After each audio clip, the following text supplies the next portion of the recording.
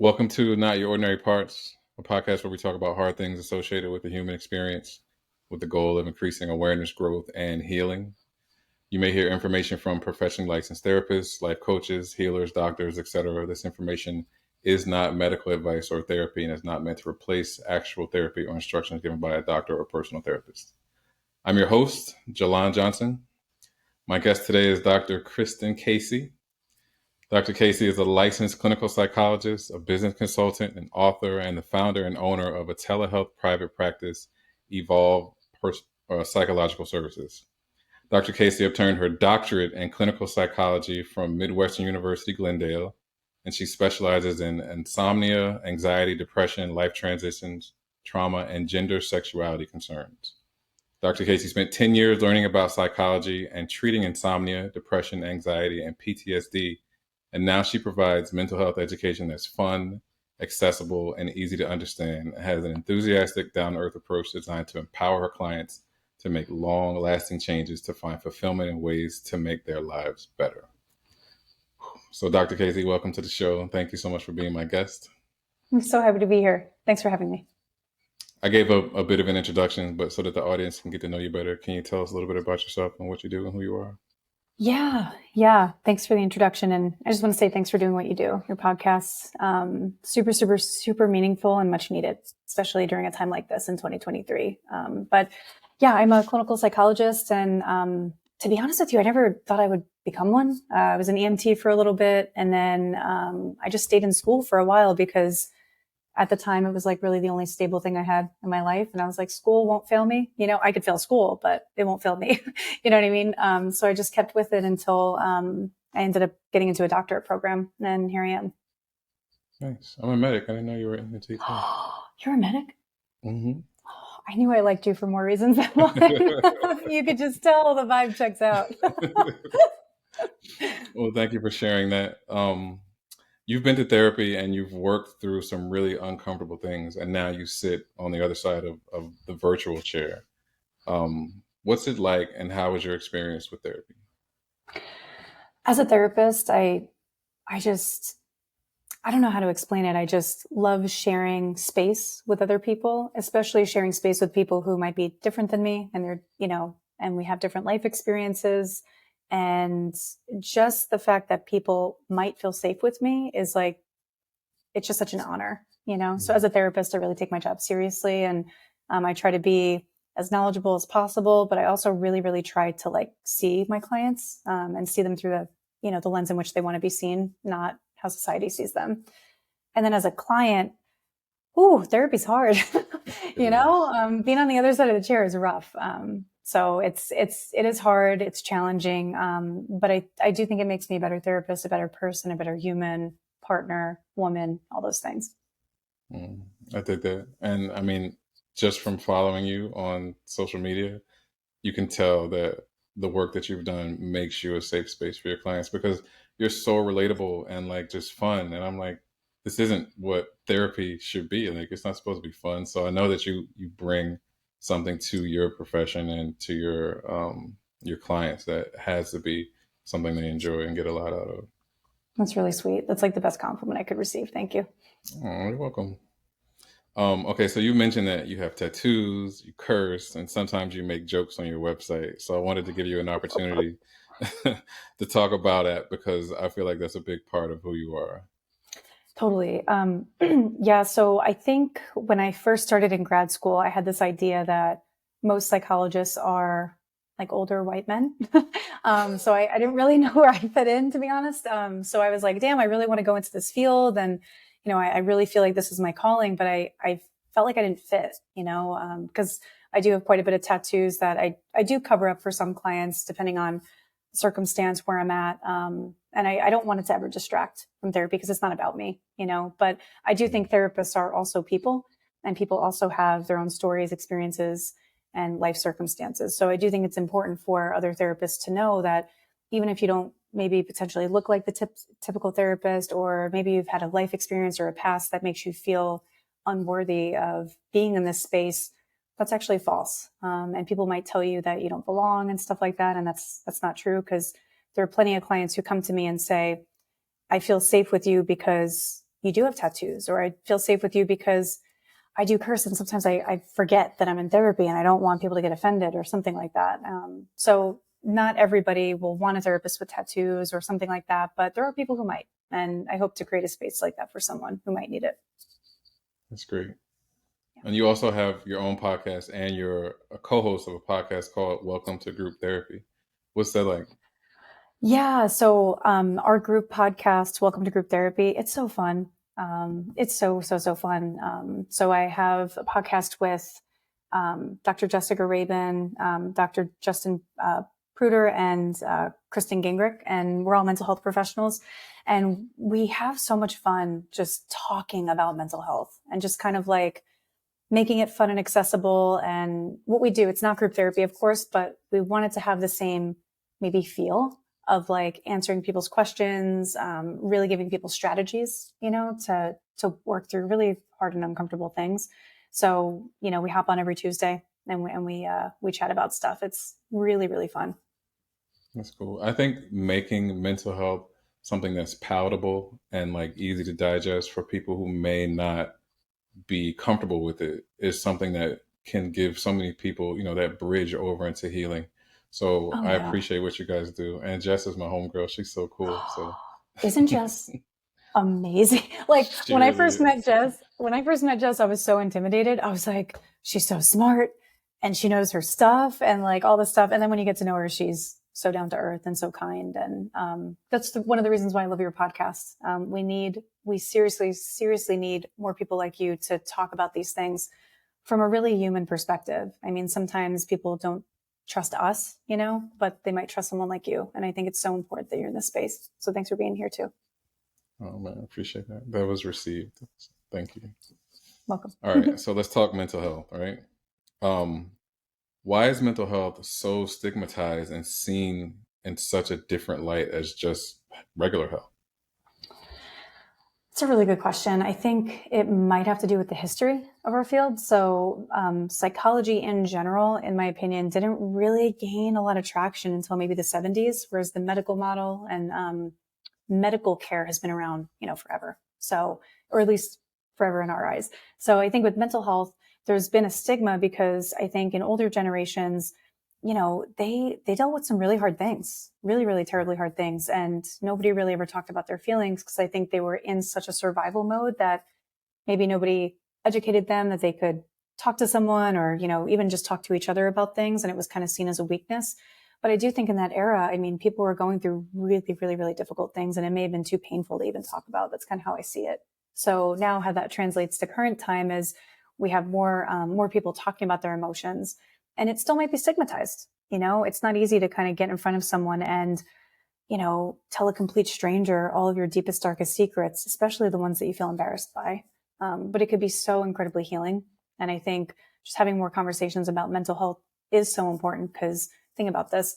There's a lot of times when people feel really stressed, really burned out, especially people who deal with things out of their control, discrimination, racism, systemic racism, microaggressions, all those things. And you don't have a safe place to just offload that. And then you have to hold that burden. That's a lot of, I would imagine it being really heavy. So I think it's so important to have a space where you feel safe that you could talk to people about these things because it could really form into something physical. Some people have we call it like midlife crises, or they feel like, gosh, I'm so burnt out, I can't even work anymore, or they get sick, physically sick. So stress and mental health issues might present themselves physically too.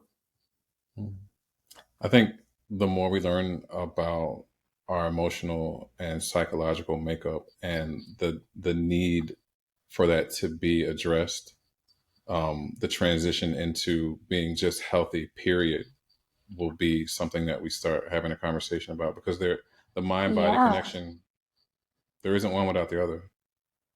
Or if it I'm is, so it's happy you brought it temporary. up. Exactly. 100%. Yeah. And I love the way you phrase that because I think like we talked about having things being digestible. I think people could really take to that and really kind of take it and run with it. Cool. Okay. So something that happens from burnout is insomnia, right? And you specialize in insomnia. Yep. I could talk about sleep all day. I think for the most part, most of us we think of insomnia as like, oh, I didn't sleep good last night, or I had Mhm. insomnia. But I'm sure it's so much more than that. So, you mind giving us a little bit of education on what insomnia really is? Sure. Yeah. Yeah. Again, I could talk for hours or even days about this, but the basic nutshell version of this is chronic insomnia, meaning difficulty falling or staying asleep, waking up before your intended alarm, or just having general dissatisfaction with the quality of your sleep. Usually, when that lasts over 3 months and it happens at least 3 times a week, we call it chronic insomnia, meaning it's just kind of a long-standing issue for you. And a lot of people feel like they don't have a sense of control over their sleep. They have a lot of anxiety about falling asleep or staying asleep. And for people who experience insomnia, notably people who experience insomnia from burnout, there's not many strategies out there other than medication or cognitive behavioral therapy for insomnia, which is the first line treatment for chronic Mhm. insomnia, which is very exciting. There are people out there who benefit from medications for acute insomnia. So insomnia that lasts just a couple of days. Jet lag is a good example. Like, hey, I just have to get back on my schedule. But when we think about insomnia, the traditional way of thinking about it is with three pillars. So sleep drive, circadian rhythm, and hyperarousal. Hyperarousal is just a fancy word for anxiety that keeps you up at Mhm. night, or your thoughts or emotions that might hinder you from getting a good night's sleep. The other two are kind of easy to work with. So sleep drive is the body's biological need for sleep. So if you're drinking coffee, taking naps, not exercising, all that contributes to low sleep drive. Your body might not need sleep or might not be ready to fall asleep at the time in which you're trying to fall asleep. So we always suggest that people try to exercise their mind and body throughout the day, really be mindful of caffeine use and naps if you want that consolidated sleep at night. And then the other part is circadian rhythm, which is our natural sleep wake cycle. So if we think about our brain, there's the hypothalamus, and deep within our hypothalamus is called the suprachiasmatic nucleus, the SCN, and that is our sleep wake cycle.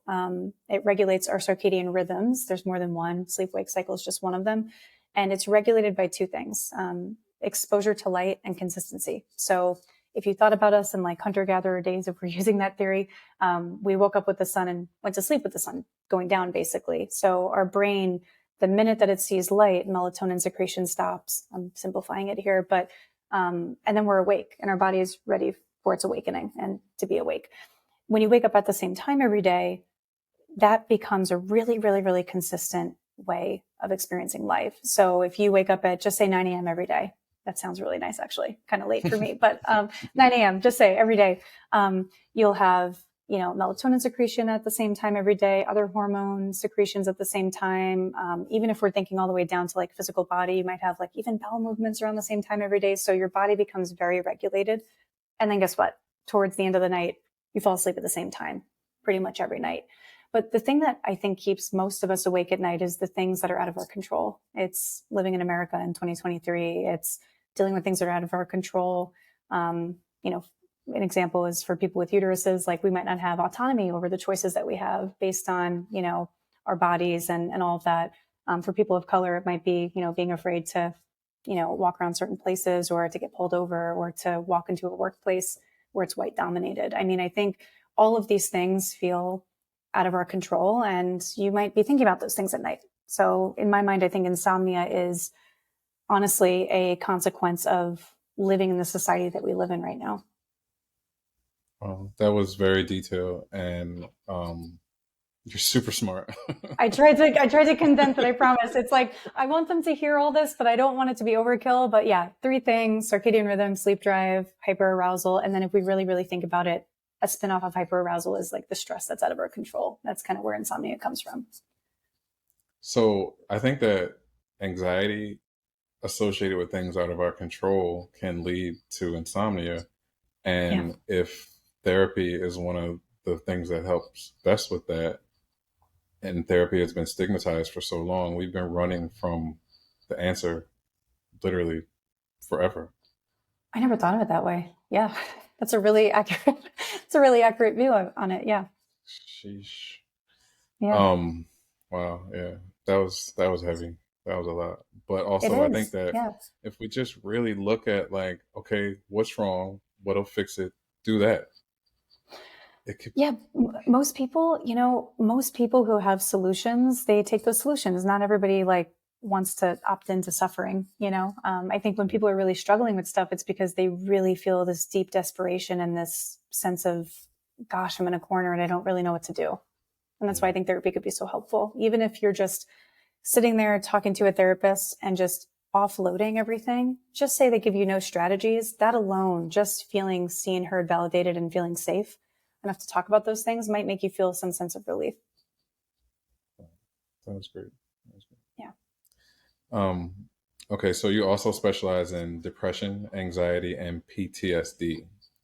What are some symptoms that someone can look out for to put a name with what they're feeling to know if they're suffering from any of those things?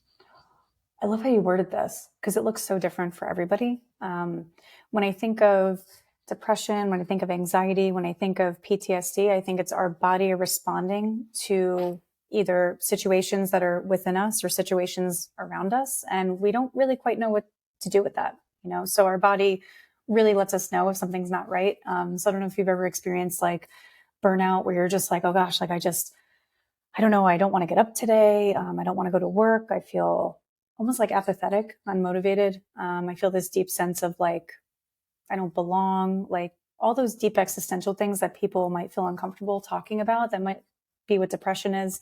Anxiety is kind of living in the future. I'm worried, I'm anxious, I'm anticipating something that might happen and I'm worried about that. Or I can't stop my thoughts. Usually it's the what if thoughts. Like, what if this, what if that? People are living in the future. And with PTSD, if you've had something that's happened to you that kind of sticks with you that you can't quite shake, and when you have reminders of that, it really brings you back. That's usually how we capture what trauma is. And I don't know many people in life who haven't had a traumatic event at this point. So it looks different for everybody. But with PTSD, the one notable characteristic that I look out for is anytime somebody is reminded of a really stressful thing that's happened to them, they either feel like it's happening all over again, or they kind of feel like, wow, I can't believe my reaction to that. Like I almost feel like I didn't have control over the way that I reacted to maybe a trigger. For example, if I'm just making this up, but if you lived in New York City during 9/11 or something, and then anytime you see like a plane crash or you hear of one or something like that, it really brings you back to that moment. And all the emotions start flooding back. That's kind of what we look out for with PTSD. Gotcha. I think that also the more we become familiar with what trauma is and what it isn't, it can help us to understand what symptoms are. So I'm glad you mentioned that too. Yeah. Oh yeah. And I think it's important for people to take inventory of what it looks like for them. Everybody's so different. I know that we have a very, I don't know. I think we have a very predictable experience as humans. Like we're born, we have life, and then we pass away at some point. We all have experiences that are the same, and we all have vastly different experiences too. And those different experiences, I think, is what makes us unique, and that might come out in different ways if we have mental health issues. Gotcha. Okay, so I want to talk a little bit about some of your posts and your content on Instagram, which I absolutely love. He came with receipts. Let's go. Okay, so one of your posts said, "You disrespect yourself every time you rekindle a connection that requires you to lose yourself in order to feel worth within the relationship." That's pretty deep. Oof. Can you talk about that, please? That's so deep. I'm trying to remember when I made that post. I think what I was really trying to say was like, boundaries are there for relationships to continue, and sometimes we're afraid of putting up boundaries with people that we love so much. It could be anybody. It could be a friend, a partner, a family member, anybody like that. And I think we're so afraid of losing connection because as humans, we just deeply want to connect. But I think you do yourself and that other person a disservice when you don't voice things in a way that might benefit both people in the relationship. And I'll give an example. So like if just say you have a friend and every single time you hang out, you say, hey, I got to go at this time. It's 9 p.m. I got to get up tomorrow because I'm working on my insomnia or something. And they just say, no, I want to stay out. And they just disrespect your boundaries, but you agree and you say, okay, I'll stay out late. In that, you almost like disrespect who you are and your needs, and you don't prioritize yourself because you're prioritizing this other person. And I think that's helpful in certain situations, but when it becomes a pattern, then you're engaging in this pattern of disrespect towards yourself. And I think when people realize that, then they're like, okay, I need to put up boundaries, but boundaries are hard with people that you love. It's really, really hard. That's true. Very true. Yeah. And I think that post touched on something that a lot of us may consider to be something small, right? We may just, oh, okay, well, this person is family, so I'll keep doing this, I'll keep doing that. But if you continue to put yourself second and people please, it's going to catch up to you. So I was so glad that you brought that up. Yeah. Yeah. And I mean, with people pleasing, I tend to take a little bit of like an alternative view. I think people pleasing, while you think that you're benefiting somebody else, you're actually disrespecting the relationship too, because that other person doesn't really quite know who you are. They know you for your ability to say yes, for your ability to meet them somewhere, for your ability to provide to this relationship, but that person might not even really know who you are and they can't read your mind. But I think when people are worried about putting up boundaries in relationships, especially if they're recovering people pleasers, it's because they really, really, really just don't want to disappoint people. They feel this deep sense of like, I want to feel worthy. But I think it's so important that over time, people realize that like, it's going to happen eventually. The cat's going to come out of the bag eventually, and then you're going to have that conversation. Like, I don't really like when you talk to me that way, or I don't want to have this conversation. And, then it might blow up in a different way. This transitions so perfectly into the next question, which is another one of your posts. Mm-hmm. Oh, God. Be careful with how much you tolerate. You're teaching them how to treat you. Oh, Right? God. So Yeah. I saw this and I thought to myself, okay, but what if someone never learned to advocate for themselves, or if when they tried, they got pushback? So I wanted to ask you, Good point. how can someone start slowly to undo how they've taught others to treat them if they're at a point where they want to be treated differently and now it causes conflict? Really, really great caveat there. And yeah, sometimes we just don't have the skills or even the wherewithal to know like if and when to use these strategies, but I think it first starts with asking yourself a question. And I ask all of my friends, my family, and my colleagues and my clients this all the time whenever they're kind of struggling with something and they come to me and I say, talk to me about your hesitancy to rock the boat. What is your biggest fear? And for most people, the biggest fear is, I don't want to disappoint this person, kind of like what we talked about last time. But I think the hesitancy to want to advocate for yourself is deeply rooted in our society as well, potentially culture and how we're brought up of like, most of us are taught to be really good employees, to show up on time, to not make waves, like all these things. So I think it's kind of ingrained in us. So we have to give ourselves some credit. And then also asking yourself, like, what are really, really, really, really small ways in which I could exercise my autonomy? And it might be not blatantly saying no, but saying yes with a caveat. So one slow, really small way to exercise a boundary is if a friend says to, and I'm making this up, a friend says to you, hey, let's go to the bar tonight. And just say you're sober curious, or just say you don't really feel like drinking, or you don't feel like being in that scene. You might say something like, would you be willing to come up with an alternative plan? I want to hang out. Yes. And could we pick a different setting? I think that's pretty reasonable. Or, it's better than saying like, no, I don't want to see you. Right. Because then that person is like, oh my gosh, are they mad at me? All that stuff. So you might slowly start to just show certain little parts of yourself. But, and this is the biggest caveat, is if you feel safe with that person, there has to be an element of safety.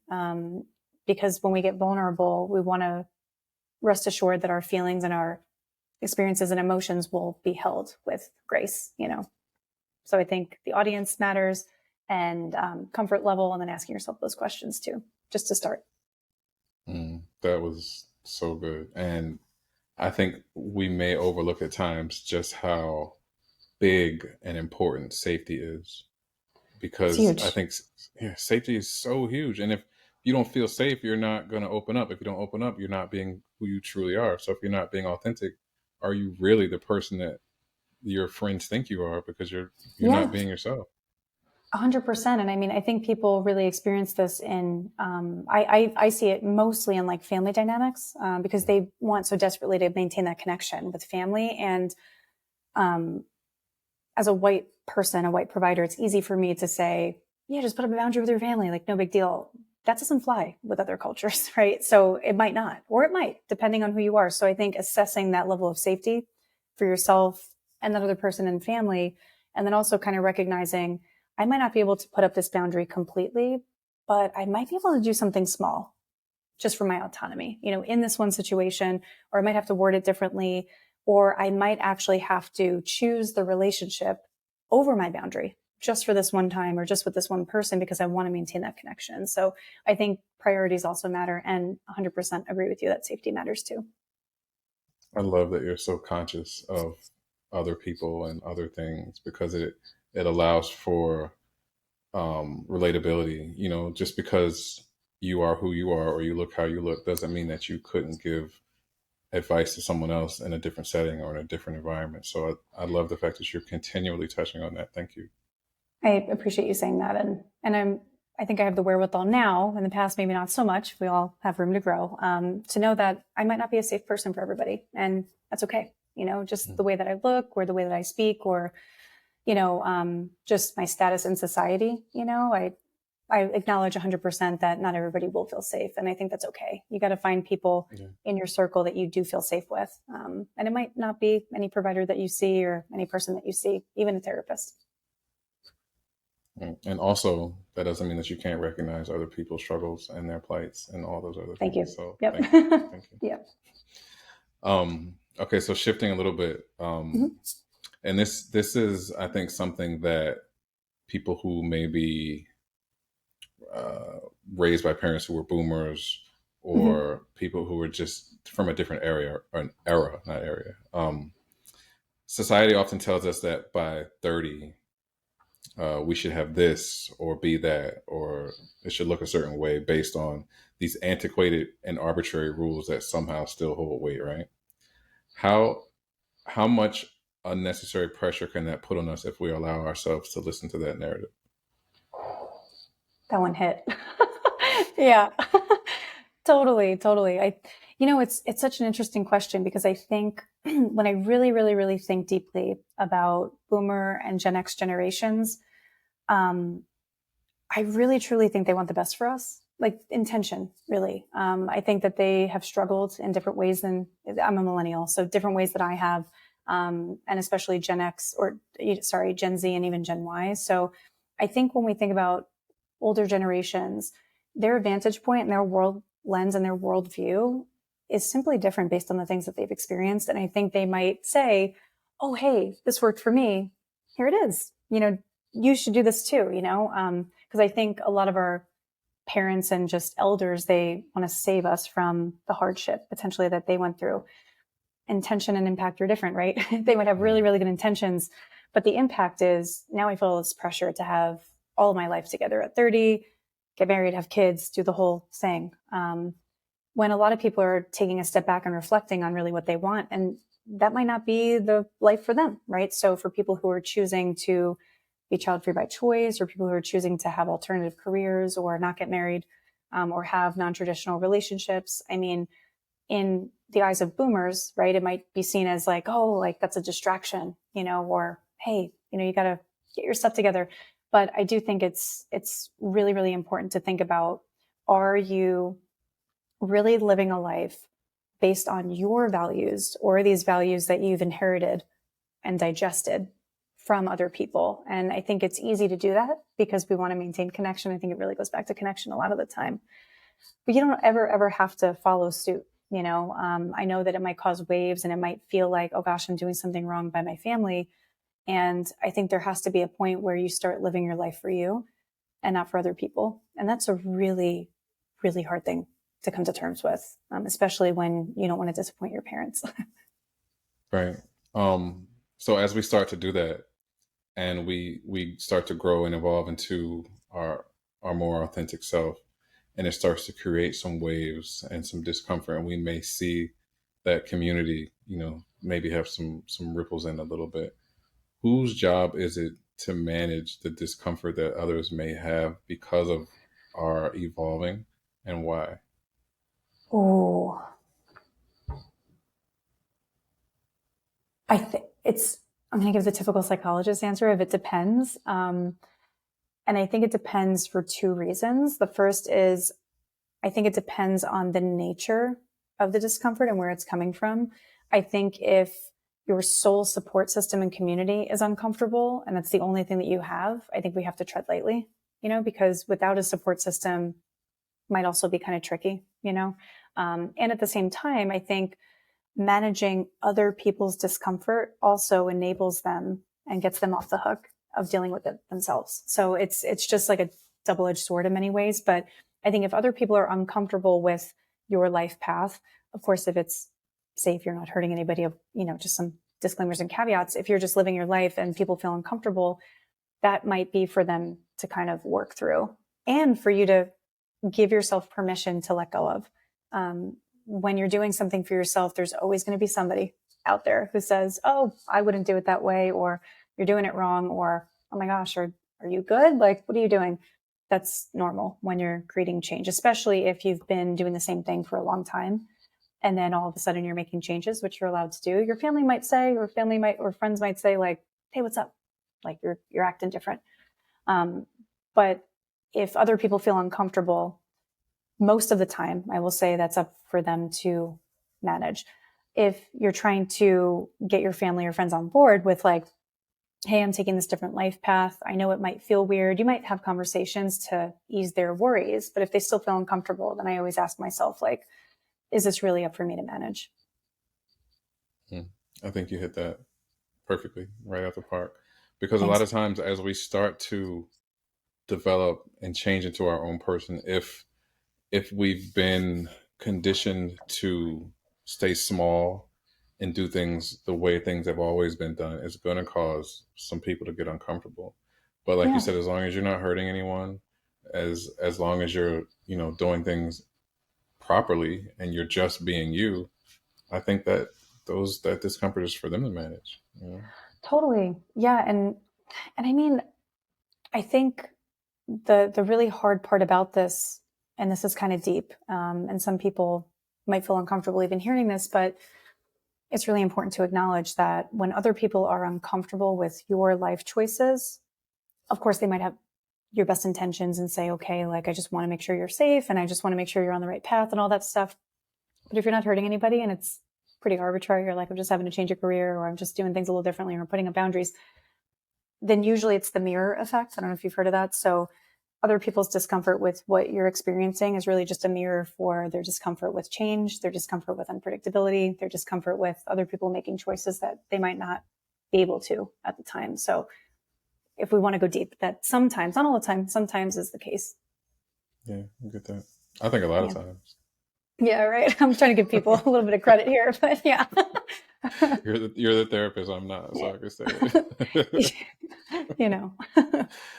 um, okay, so I wanted to talk about childhood a little bit, right? hmm And you touched on this a little bit. A lot of us had well-meaning caregivers who were doing their best while maybe ill-equipped, and as a result, we developed coping mechanisms for not getting our needs met fully. I want to discuss the fact that a good number of us are seeing the effects from childhood experiences as adults and being expected to be high functioning as if our childhood experiences don't play a role in the areas where we're deficient, anxious, or feel imposter syndrome. Can we validate some people's feelings on this topic? Yeah, this is a really, really good conversation because I think it's a couple of different things. The first is I'm a firm believer in people are usually doing their best with what they have at the time and the resources that they have and their own baggage and their own trauma and all these things, right? So when I think about our caregivers, I think there's um, a certain level of empathy that I think is helpful and necessary and important, while also holding space for the fact that they may have done their best and it may have not been what we needed at the time, or maybe we needed something different, or, all these things. I'm not a parent. I don't really know what it's like. So I like to highlight that. I don't know what it's like to go through your own stuff while also trying to raise a family. I think it's a huge feat. It's a big task and it's a really, really big life experience that could be really overwhelming for people. So I'll never know what it's like. Right. So I think our parents, caregivers, guardians were likely doing their best. And you're still allowed to feel disappointed, sad, angry, resentful for the things that have happened, especially if there's, abuse and neglect in there. I think it's really, really important to like not only have empathy, or at least an element of compassion of like, maybe I can understand where they're coming from, but just because you understand doesn't always make it okay. So I could even think about my own parents and the things that they did and the choices they made. And I could look back and be like, I would have never done that. Right. And at the time I thought it was necessary, so can I fault them for that? No, but can I still be upset and sad and resentful, angry and all that? Sure. Both can exist. Duality, like we talked about. Duality. Yeah. It's my favorite new word. I know, right? It's like, one of my friends said, duality is a free pass, because if both things can exist, then what's the point? I'm like, yeah, well, if you're only looking at the one thing that exists, somebody's going to feel invalidated too, whether it's you or that other person. So that part. Yes, for sure.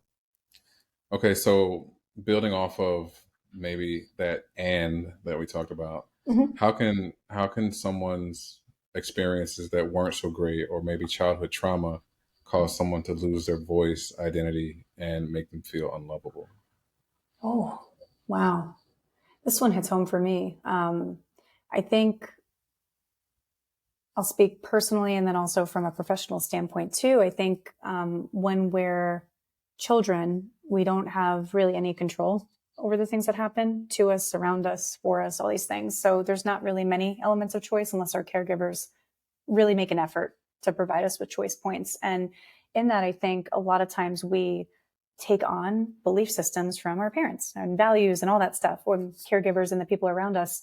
And in doing that, we might create a sense of identity that's potentially not ours, especially when it comes down to trauma. So for example, if people were telling you you're worthless, you're unlovable, or showing you these things, you're going to grow up thinking that I'm inherently, dispositionally, as a human, unlovable, worthless.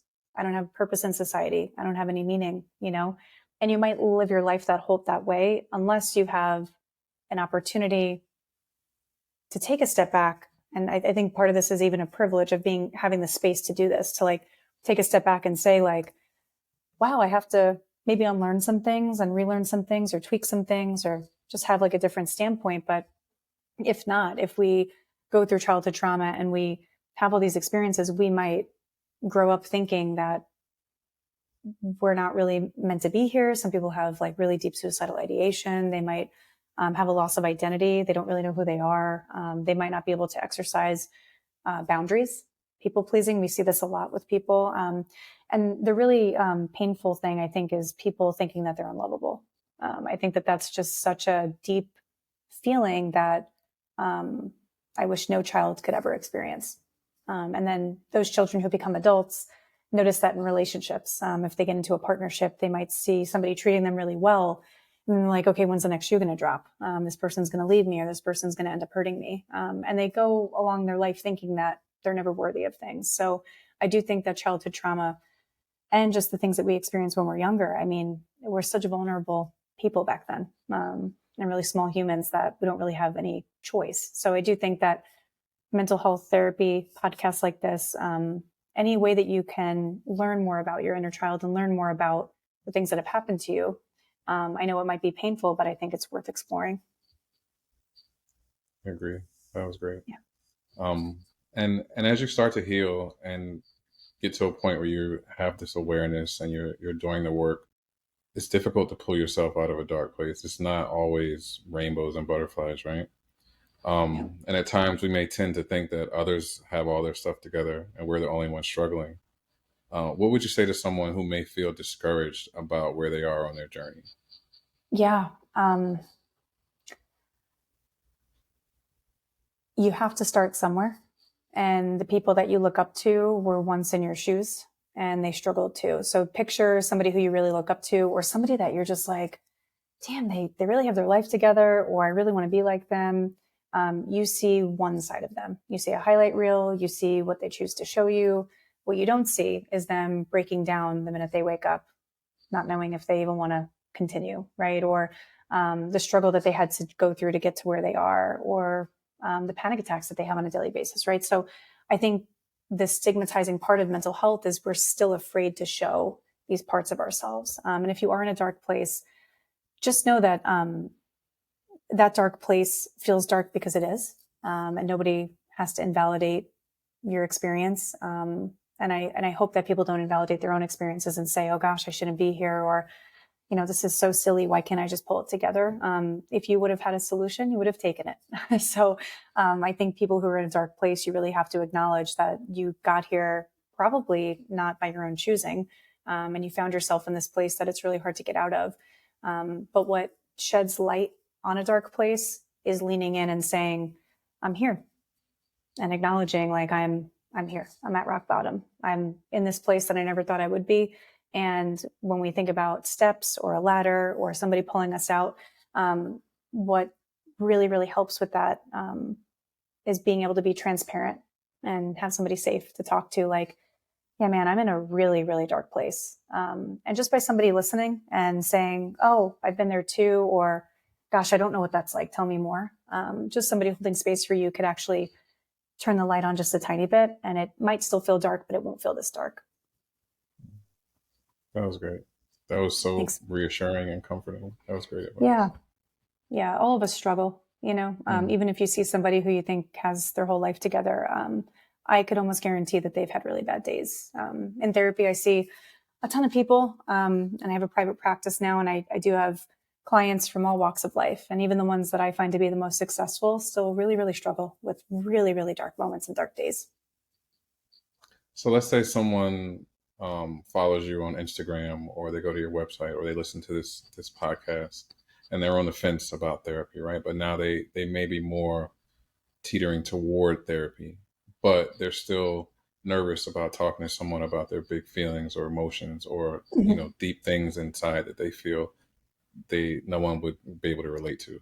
What would Mhm. you say to them about taking that first step to talk to maybe a therapist or coach or mental health professional? Yeah, I mean, I just want to acknowledge it's scary. It's so scary to tell a complete stranger all your thoughts and feelings and everything. I mean, it's terrifying. But I always try to think about what are the types of people that you feel really, really, really comfortable talking to. Um, think about the demographic, think about how they present, think about the qualities that they have. Think about like one of your really close friends and what you admire about them. You want to find some of those qualities in a therapist. So, for example, if you feel really, really, really comfortable talking to other men, or you feel really comfortable talking to people who are maybe gender nonconforming, you might want to find a therapist that has similar qualities. Not to say a therapist who doesn't have those qualities can't help you, but if you are really nervous, it might be helpful to find somebody who at least looks or feels familiar, or maybe looks like you. And then the second thing is, I always encourage people to go on free consultation calls with therapists. No strings attached. You catch a vibe for them. It's free. So you just call them and you say, "Hey, I'm looking into therapy. Here are my issues. Like, how would you treat me? Or what would a course of treatment look like? Or how do you do therapy?" And then that feeling that you get on that call with that person will dictate everything. You know, if you feel comfortable with talking with them, but you feel uncomfortable about therapy, you might lean in and give it a shot. Do the intake, see what happens. Even better if you could find somebody in your insurance panel so you don't have to pay so much. So it's going to be stressful and uncomfortable probably most of the time. But I think if you find somebody that you really vibe with, I think that would be the best. Great advice again. Like I told you before we started recording, I was so excited to do this with you because most of us grew up or have these ideas of therapists as, like you said, older white men, or somebody who's just stiff and uncool and just sitting around with a notepad on the couch. And Analyzing because you, right? right, you are not that, and I think that you're super cool, and the way you do therapy and the way you do what you do is so relatable. You're the modern day therapist, and I think a lot of people, regardless of the generation that they are from, Z, X, what have you, would be comfortable with you because of how comfortable you make it and how approachable you are. So thank you for that, and thank you for this. Oh, Wasn't expecting to cry. Thank you. You're so well, it's sweet. the truth. So Yeah, you're so I easy to promise talk to it's too. true. And yeah, I just never want people to feel alone. And I know I might not be the therapist for everybody, but I might be the therapist for somebody, you know. And if it makes people feel a little less alone, that's great. So sorry. No, it's no need to apologize. I mean, I don't know if anybody would watch this and not feel completely connected. And, you know, I think that what you do and the way you do it, and now the emotion that you show, you're human, you know, and that's what we're looking Yeah, for, is that human connection. So thank totally. you for doing this Yeah. with me. Oh my gosh. Yeah. Thanks for spending time with me today too. And I just want to let you know too, I binged your podcast. I've Oh, listened to most episodes, and just the way that just your presence in this space is so necessary. And I hope that you know the impact that you're making. It's really, really important. And especially as a person of color, I really just appreciate you being here. We really need you. So thanks. I appreciate that so much, because almost every day I'm just like, why am I doing this? What am I doing? Nobody's listening. You know, I Yeah. struggle with those same things, because I feel like I don't, you know, who do you think you are? Like, you know, and Yeah. I grew up as the little brother, and not that, Oh, I see. you know, Yeah. I have that little brother syndrome too, to where I'm supposed to stay small, and anything that Hmm. I do has to be a reflection of those that came before me. So Hmm. being authentic and being my own person makes me feel uncomfortable. And I'm talking about Yeah. things that everybody ran from. So it's difficult for That's me. So I really appreciate you saying that too. Yeah, you're changing. I seriously feel like you're changing the landscape of what mental health could look like too, even just, you know, within your community and family and all that. I mean, it's so important. And I think when we're the youngest child, it's so hard, Mm, just where we are and our roles and all of that. Because yeah, I mean, it's just so easy to blindly say like, I'll just blend in and all of that. right. But people need to hear what you have to say. And there are going to be people out there who really benefit from it. So keep talking. I appreciate that so much. Yeah. So just so that if people want to look you up, where can they find you online or on social media? Yeah. You could find me on Instagram, Twitter, um, Facebook. TikTok is a big one. Twitter's fun, you know, not as much mental health stuff, more relatable stuff. But yeah, I'm at Dr. Kristen Casey on all platforms. Okay, cool. And then your books. Yeah, yeah. If you go to drkristencasey.com, I have two books. I have one about insomnia, and then one about life lessons. So basically, most of what people come to therapy for, it's just in a little nutshell version of what the lesson might look like. Mhm.